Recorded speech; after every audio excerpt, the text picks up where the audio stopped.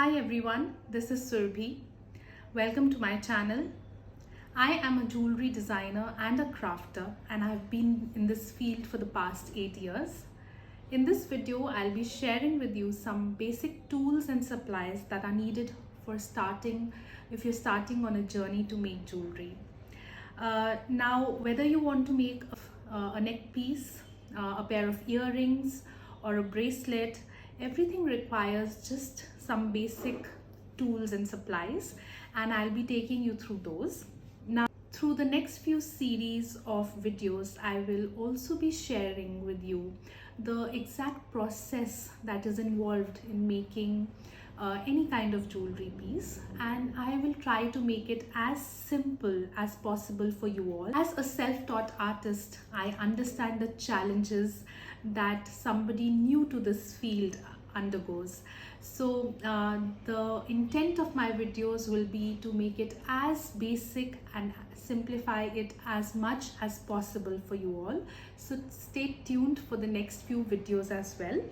And for now, let's get on with the basic supplies that are needed for making jewelry. So first things first, you would require a very basic, and this is a round nose plier, round-headed nose plier, and this has been my companion in my journey of jewelry making from the past 8 years. This is the first tool that I purchased when I started off designing my jewelry, and I'm very proud to own it. Because I find it extremely convenient in whatever I want to make. Though there are various kinds of pliers in the market, like a wire cutter. Now a wire cutter, just to demonstrate here, is something which helps you to just cut off your wire that easily. And this is a crimping tool. So we have crimp beads when we are making jewelry, and this just, you press it out and it crimps it in no time at all. So we'll be going through the actuals of how to use these tools, but just so you know, when you're starting out and if you don't want to make investment in too many kinds of pliers, then the most important piece of plier is a round-headed nose plier, and this can do pretty much everything. I use it to twist my wires using the upper end of the plier. I use it to cut off the extra piece of wires. I mean, it is a struggle. If you when compared to the other plier, it is a struggle to cut it, but it's only that much of a struggle, not a very big struggle. So when you're starting out, and if you don't want to really invest in too many pliers, then one plier is also sufficient. But if you want to add pliers, then I would say that a wire cutter is a very important plier as well.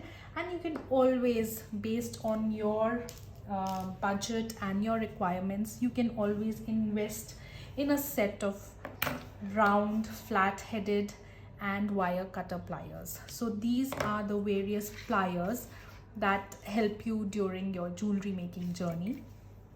Then a pair of scissors is much needed.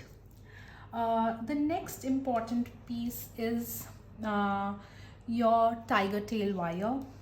It comes in gold and silver. For demonstration right now, I am just having this.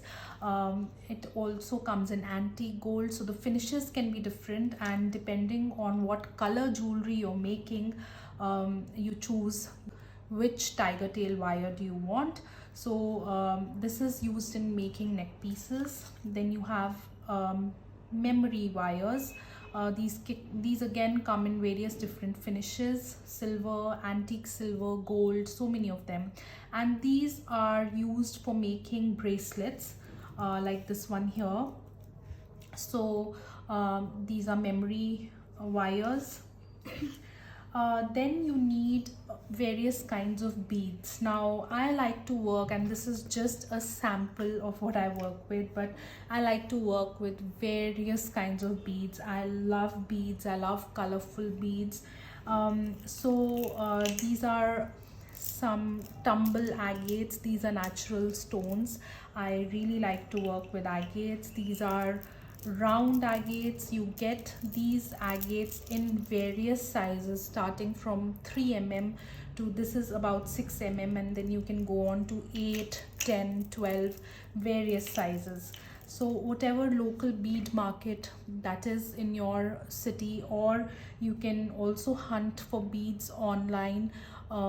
Amazon and all are some such places, but also some crafting stores have a lot of variety of beads, and I end up picking beads from multiple places. So there is no one recommendation, but your local stores would be your best bet, I believe.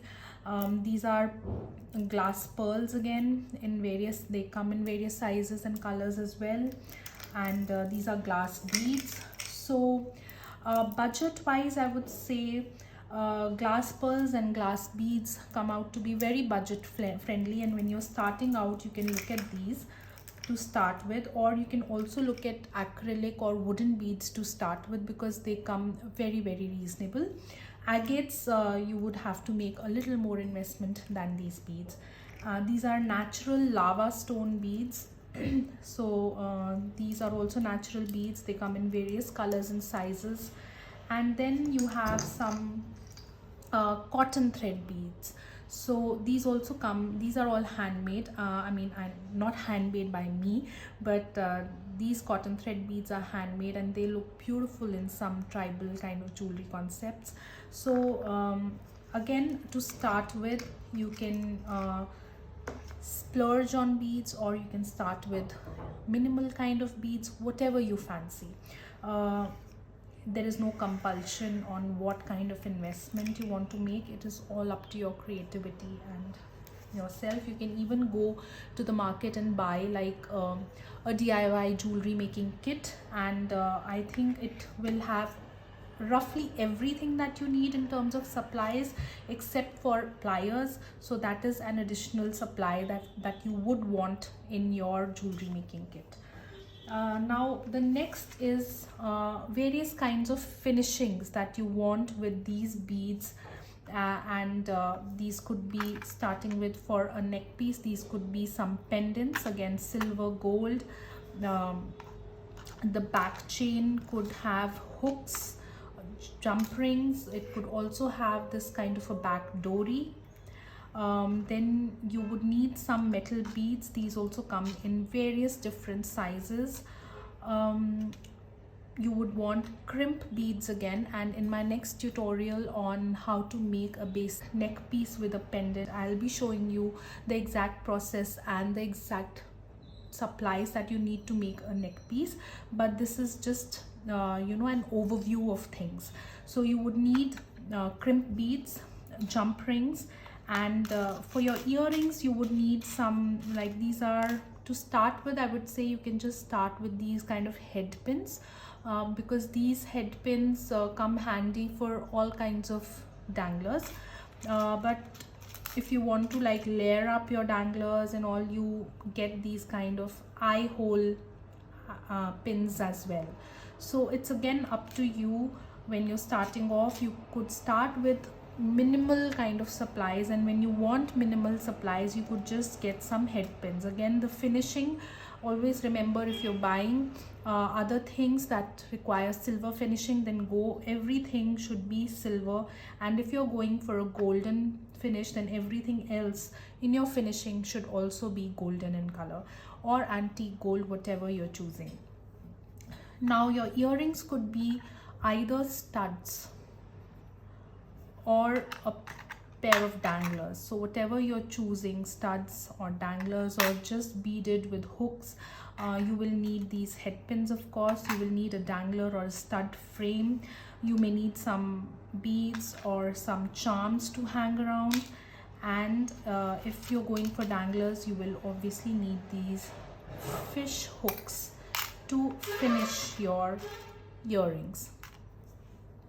So these are really some of the basic supplies. Now you can buy as much or as little as you want to, but this is clearly all of what is required when you're just starting out.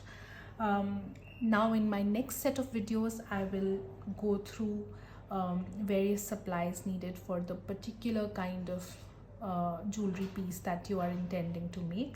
But for now, thank you so much for watching this video, and I will see you in the next one. So bye.